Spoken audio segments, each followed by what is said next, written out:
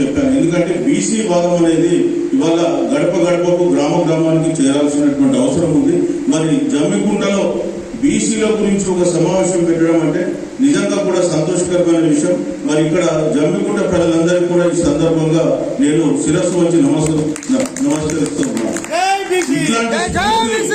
ఇదే స్ఫూర్తి అన్ని మండలాలలో అన్ని తాలూకా కేంద్రాల్లో వచ్చిన రోజు బీసీలకు రాజ్యాధికారం ఎందుకు రాదో నేను అడుగుతున్నాను. బీసీలకు రాజ్యాధికారం రావాలంటే ఇలాంటి స్ఫూర్తి అన్ని మండలాల్లో అన్ని గ్రామాల్లో రావాలి. ప్రజలు తమ బీసీ వర్గాలకి ఓటు వేసుకునే రోజు రావాలి. అప్పుడే మనకు బీసీ రాజ్యాధికారం వస్తుంది. యాక్చువల్గా రిటైర్మెంట్ తర్వాత నేను కూడా బీసీల కొరకు ఒక బీసీ ఇంటలెక్చువల్స్ ఫోరం అనే సంస్థ స్థాపించి మా ముఖ్య ఉద్దేశం కూడా ఏంటంటే సామాజిక న్యాయం, రాజ్యాధికారం ఈ రెండు అంశాలపైన పనిచేయడానికి మేము ఈ ఉద్యమంలోకి రావడం జరిగింది. ఇక్కడ ఏదో రిటైర్మెంట్ తర్వాత కాలక్షేపం ఇంకా దేని కొరకు ఇందులో రాలేదు. సో మా ఉద్దేశం కూడా ఏంటంటే గత 78 సంవత్సరాలుగా భారత రాజ్యాంగం అమల్లోకి వచ్చిన తర్వాత స్వాతంత్రం తర్వాత బీసీలకు జరుగుతున్నటువంటి అన్యాయాలను బీసీలకు తెలియజేసి వాళ్ళని చైతన్యవంతపరిచి రాబోయే కాలంలో బీసీలు తమ రాజ్యాన్ని ఏర్పరచుకుని తమ సమస్యలు తామే పరిష్కరించుకునేలాగా చేయడం కొరకే ఈ ఉద్యమంలోకి రావడం జరిగింది. సో ఈరోజు నాకు ఇక్కడ వచ్చే మొదలు మన తిరుపతి గారు చెప్పారు, డాక్టర్ తిరుపతి గారు ఏమిటంటే ఈ 42% రిజర్వేషన్ సాధించడంలో ఎదురవుతున్నటువంటి సవాళ్ళు ఏంటి, సివిల్ సొసైటీ బాధ్యత ఏంటి, ఈ విషయాల గురించి వారు మాట్లాడమని చెప్పారు.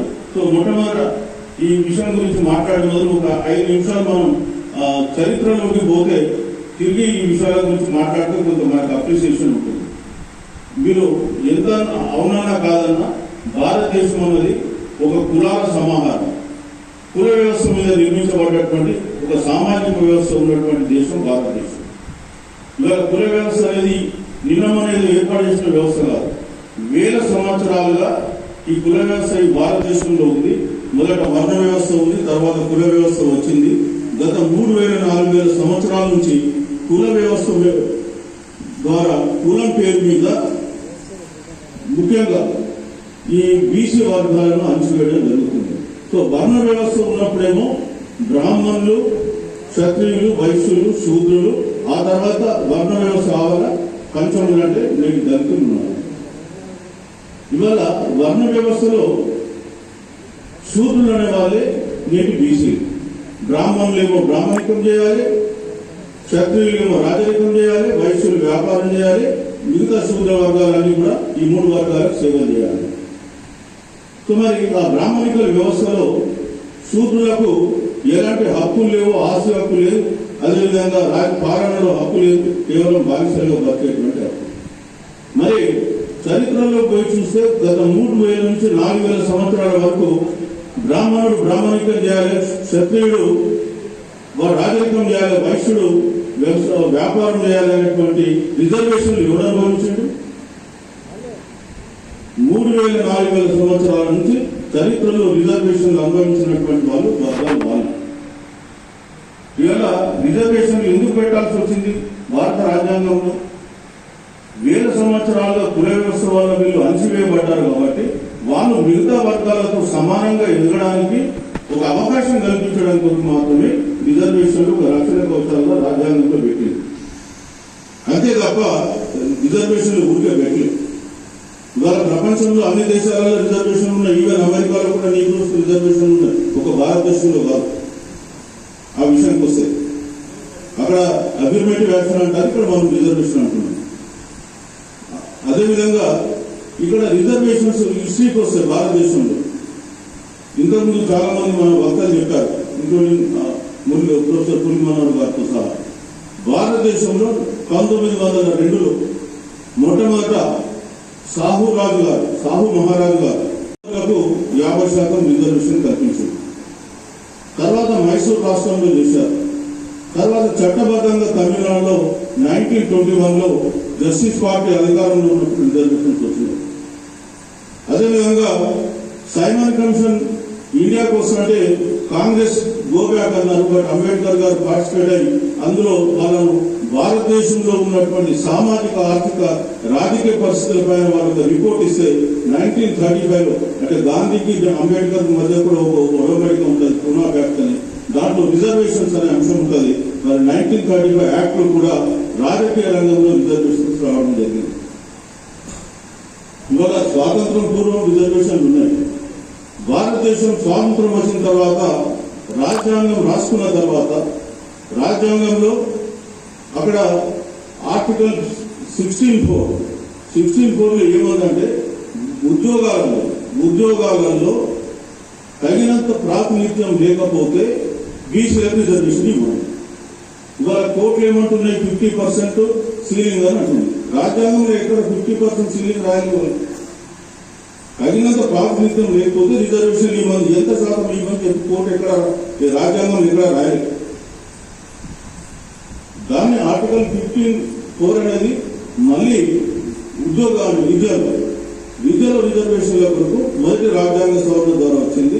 ఎందుకంటే 1950లో రాజ్యాంగం అమల్లోకి వచ్చిన తర్వాత తమిళనాడులో వైద్య రంగంలో మెడికల్ కాలేజీలలో రిజర్వేషన్లు ఇవ్వడం చట్టరీత్యా నేరం అంటే వ్యతిరేకం అని చెప్పి కోర్టును వ్యాఖ్యానించింది. అప్పుడు దొరైరాజన్ కేసు అంటారా, ఆ కేసులో వ్యాఖ్యానించిన తర్వాత పెరియార్ గారు ఉండి తమిళనాడు బంద్ కావించారు. తమిళనాడు బంద్ కావాలంటే మామూలుగా జరిగే బంద్ మనలా కాదు. ఒక్క చీమ కూడా కదలకుండా తమిళనాడు దిగ్బంధం చేస్తే కేంద్ర ప్రభుత్వం దిగివచ్చి మొదటి రాజ్యాంగ సవరణ చేసి విద్యలో కూడా రిజర్వేషన్ కల్పించింది. అది స్ఫూర్తి. మన మీద బంద్ కాలిస్తే హైదరాబాద్ లో మనం చూస్తున్నాం, ఎక్కడో అక్కడే పోతున్నాం, రోడ్డు మీద చూస్తున్నాం, ఇక్కడ వెహికల్ మీద ఇటు పోతుండే అక్కడ కూడా అడిపోతున్నాం. అదే సరే, ఓకే. ఏది ఏమైనా కొంతవరకు మన బీసీలలో ఉన్నటువంటి మద్దతున్నటువంటి భావాలకు అదొక ప్రతీకగా వెళ్ళింది.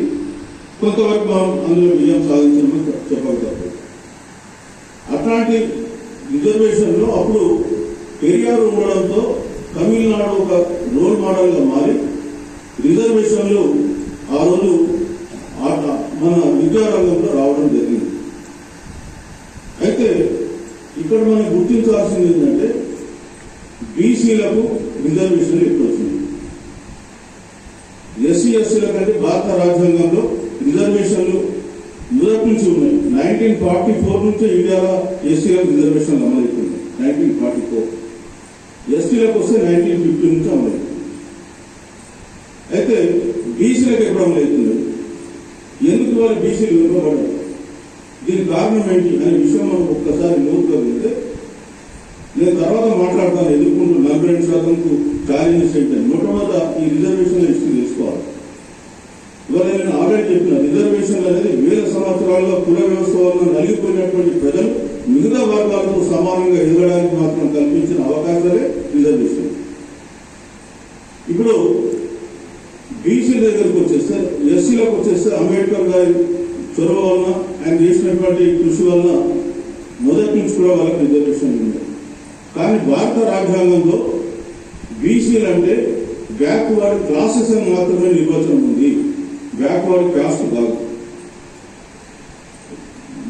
మనకు ఆర్టికల్ 16(4) రిజర్వేషన్స్ ఏమన్నారు? Backward classes, not backward caste. Backward class అంటే అక్కడ చేస్తుంది. Backward classes includes SC ST also. So మనకు నేనేమంటున్నానంటే మనం ఎవరు దొబ్బి తినడం మనకు అవసరం లేదు. రాజ్యాంగం మనకు కల్పించినటువంటి హక్కు రిజర్వేషన్ పొందడం. ఎవడో దానం చేస్తే భిక్ష చేస్తే వచ్చినటువంటి దానం కాదు రిజర్వేషన్. ఆర్టికల్ 16(4) బాధ్యత రాసినటువంటి హక్కు. ఆ విషయం అందరూ గుర్తుపెట్టుకోవాలి. అట్లనే ఇక్కడ రాజ్యాంగం బీసీలు అంటే బ్యాక్వర్డ్ క్లాసెస్ అని, అది కూడా అంబేద్కర్ గారు కట్టుబట్టి ఆర్టికల్ 340లో బ్యాక్వర్డ్ క్లాసెస్ అనే పదం ఇంక్లూడ్ చేయించారు. ఆ తర్వాత రాజ్యాంగం అమల్లోకి వచ్చిన తర్వాత అంబేద్కర్ గారు నెహ్రూని అడిగారు, మనం రాజ్యాంగంలో బీసీలకు ఏం చేయలేకపోయినాం, ఇప్పుడైనా మనం బీసీ కమిషన్ ఒకటి ఏర్పాటు చేసి తక్షణమే బీసీలకు ఏదో ఒక న్యాయం చేయాలని చెప్పేసి అప్పుడున్నటువంటి కాంగ్రెస్ ప్రభుత్వం నెహ్రూ గారు దీని గురించి పేజీలో పెట్టి పట్టించుకోవాలి. ఇంకా ఈ కుల వ్యవస్థ గురించి మీరు మాట్లాడతారు. ఇవాళ దేశం అందరి అందరి అభివృద్ధి కొరకు నేను పాటుపడుతున్నా కదా, దేశం అభివృద్ధి జరిగితే అందరికీ అది అందరికీ చేరుతుందని అనుకున్నాడు. ఆయన అంబేద్కర్ గారు కట్టుబాటు వినకపోతే ఆయన 1951లో రాజీనామా చేశారు. ఆ రాజీనామా చేసినప్పుడు నెహ్రూతో ఆయన కొద్దిగా ఇతర కారణాలు కూడా ఉన్నాయి. అయినప్పటికీ కూడా అందులో రెండవ కారణం రాసింది ఏంటంటే, నేను బీసీ కమిషన్ ఏమన్నాను నెహ్రూ గారు వినడం లేదని చెప్పి కూడా ఆయన అసంతృప్తి రెండో కారణంగా చూపించి ఆయన రాజీనామా చేసిన తర్వాత 1953లో కాకా కాలేకర్ కమిషన్ ఇస్తున్నారు బ్రాహ్మణ ఆధ్వర్యంలో. అతను పక్కన పూనా అతను మొత్తం దేశమంతా తిరిగి 2399 కులాలు బ్యాక్వర్డ్ కులాల్లో ఉన్నాయి. బ్యాక్వర్డ్ క్లాసెస్ అంటే ఎవరో కాదు, బ్యాక్వర్డ్ క్లాస్టే అని చెప్పి ఆయన ఏబీసీ కేటగిరీ వేసి ఏ రంగంలో ఎంత శాతం రిజర్వేషన్ ఇవ్వాలని చెప్పేసి ఆయన ఒక రికమెండేషన్ ఇచ్చారు. ఆ రికమెండేషన్ ను కేంద్ర ప్రభుత్వం పట్టించుకోలేదు. ఎందుకంటే మొదటి నుంచి కూడా ఈ ఆధిపత్య కులాలు అనేటువంటి వాళ్ళు, అగ్రవర్ణాలు అనేటువంటి వాళ్ళు బీసీలకు వ్యతిరేకులు. కాబట్టి వాళ్ళకు బీసీలకు రిజర్వేషన్ వద్దు. నేను చెప్తాను ఇంతకు తర్వాత వచ్చే టైంలో ఈ బీజేపీ వాళ్ళకి స్టోరీ. నెహ్రూ గారు 1955లో వచ్చిన రిపోర్ట్ను పార్లమెంట్లో పెట్టకుండానే దాన్ని రిజెక్ట్ చేసి పడేసి 1961లో మేము ఇచ్చిండు రాష్ట్రాలకు. ఈ బీసీల గురించి మేము పట్టించుకోము కేంద్రం, ఇక రాష్ట్రాల బాధ్యత మీరే గుర్తించుకోండి, ఎవరు బీసీ మీరే గుర్తించుకొని మీరే వాళ్ళకి రిజర్వేషన్ కానీ ఇతర ఆర్థిక సపోర్ట్ కానీ ఇవ్వండి అని చెప్పి చెప్పారు. అయిపోయింది, కేంద్రం చేతులు దొరుకుతుంది.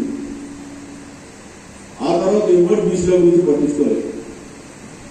మళ్ళీ జనతా గవర్నమెంట్ 1977లో వచ్చిన తర్వాత ఆ జనతా గవర్నమెంట్ లో ఉన్నటువంటి యాదవ్ సోదరులు చరణ్ సింగ్ గారు, జాట్ అయినప్పటికీ చరణ్ సింగ్ గారు వీళ్ళందరూ ప్రెషర్ పెట్టి రెండో BC commission mandal commission report చేసింది. ఆ మండల్ కమిషన్ రిపోర్టు మళ్ళీ 1980లో వాళ్ళు ఇచ్చారు. అంటే 1955 తర్వాత బీసీల గురించి మాట్లాడడం ఇవ్వలేదు. 1980లో మళ్ళీ మండల్ కమిషన్ రిపోర్ట్ ఇచ్చింది. అంటే 25 సంవత్సరాలు గడిచిపోయింది, 25 years. మళ్ళీ 1980లో ఇచ్చినాడు ఇందిరాగాంధీ వచ్చి సీట్లో కూర్చుంది.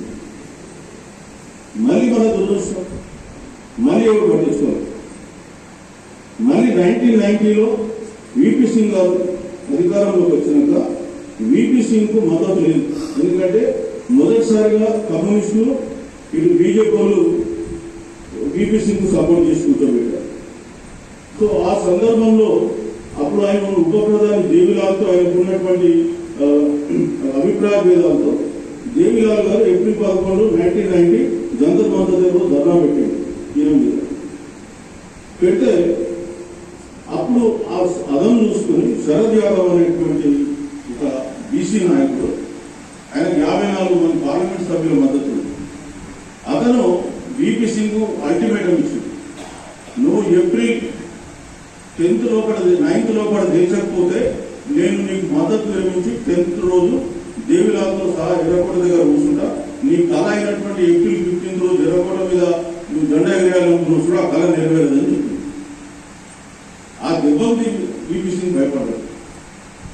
మీరు గుర్తుపెట్టుకోవాలి, ఎందుకంటే చరిత్ర మాట్లాడేటప్పుడు వీపీ సింగ్ గురించి నాకేం వ్యతిరేకం లేదు, ఆయన నిజంగా కూడా బీసీలకు చేయాలనేటువంటి పట్టుదల ఇది ఇంప్లిమెంట్ తర్వాత వచ్చింది. ఆయనకి ఇంప్లిమెంట్ చేయాలని అంతకుముందు అంత లేకుండా ఎప్పుడైతే 54 మంది విరమిస్తే ఆయన ఉండదు, గవర్నమెంట్ ఉండదు. అందుకే ఆగస్టు 7th రోజు క్యాబినెట్ మీటింగ్ పెట్టి ఇమ్మీడియట్ గా జీవో ఇష్యూ చేశారు. ఓన్లీ ఉద్యోగాలు, అది కూడా విద్యలో కాదు. అది ఇవ్వడంతో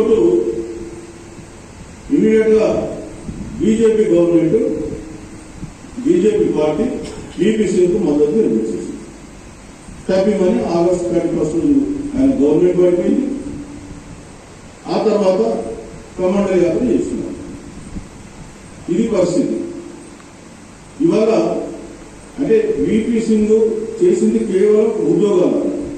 ఆనాటి కేంద్ర ప్రభుత్వంలో సుమారు 40 లక్షల ఉద్యోగాలు ఉన్నాయి. అందులో బీసీల శాతం ఏంటంటే 4%. మరి జనాభా ఎంత? 52%.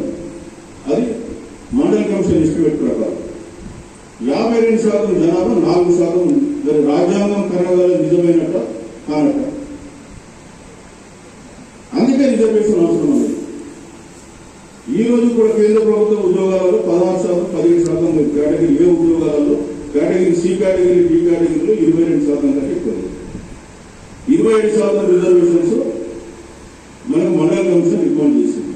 ఎందుకు చేసింది తర్వాత. అయితే 1990లో ఇట్లా ఇవ్వడంతో కోర్టుకు పోయినారు. ఇంద్రాసాని కేసు ప్రేరణంగానే స్టే అన్నది కోర్టు.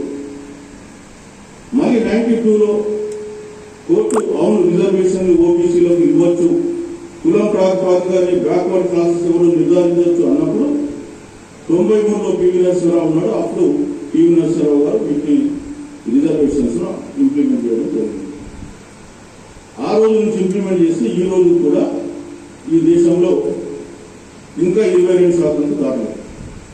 ఎప్పుడో 1902లో సాహు మహారాజు గారు స్టార్ట్ చేసి 123 ఏళ్ళు అయిపోయినా ఈ రోజు కూడా రిజర్వేషన్ ఇష్యూ అనేది భారతదేశంలో అమలు కాకుండా అగ్రవర్ణాలు అడుగడుగునా అడ్డుపడుతూ ఉన్నాయి. అది దేశంలో ఉన్నటువంటి పరిస్థితి.